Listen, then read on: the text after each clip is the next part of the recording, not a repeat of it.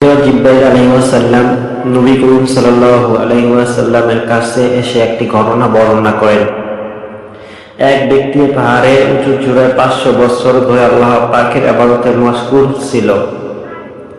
ওই পাহাড়ের চারদিকে লবণাক্ত পানি দ্বারা বেষ্টিত ছিল। আল্লাহ তাআলা তার জন্য পাহাড়ে অভ্যন্তরে সুপেয় পানির ঝর্ণা এবং একটি আনার গাছের সৃষ্টি করেন। প্রতিদিন সেই ব্যক্তি আনার ফল খেত এবং পানি পান করত আর পানি দিয়ে উযু করত। সে ব্যক্তি আল্লাহ তাআলার কাছে এই দোয়া করল, হে আল্লাহ, আমার দেহ থেকে রূহ যেন সিজদারত অবস্থায় কবজ করা অবস্থায় করা হয়।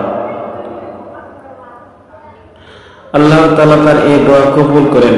হযরত জিবরাইল আলাইহিস সালাম বলেন, আমি আসমানে আসা যাওয়ার সময় তাকে সিজদারত দেখতাম। কিয়ামতের দিন আল্লাহ তাআলা তার সম্পর্কে বলবেন, আমার এই বান্দাকে আমার রহমতের জান্নাতে প্রবেশ করাও। ওই ব্যক্তি বলবে, না, বরং আমার আমলে বরকতে। তখন নির্দেশ আসবে, আমার নিয়ামতের বিপরীতে তার কৃতমাল পরিমাপ করো। পরিমাপ করে দেখা যাবে 500 বছরের ইবাদত খতম হয়ে গেছে একটি চোখের নিয়ামতের বিনিময়ে।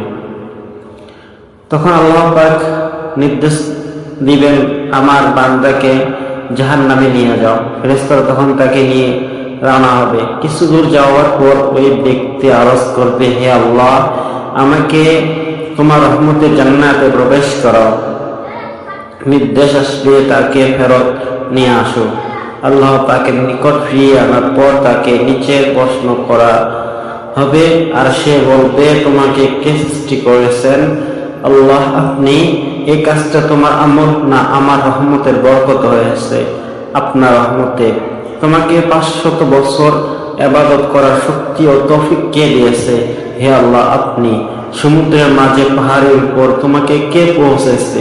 লবণাক্ত পানির মাঝে সুপেয় পানির ব্যবস্থা কে করেছে? আনার গাছ কে সৃষ্টি করেছে? তোমার দরখাস্ত মোতাবেক সিজদার মাঝে কে তোমার রূহ কবজ করা অবস্থায় করেছে?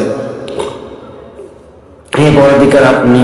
তখন ইরশাদ হবে, এইসব কিছু আমার রহমতে হয়েছে এবং আমার রহমত তোমাকে জান্নাত দাখিল করছে।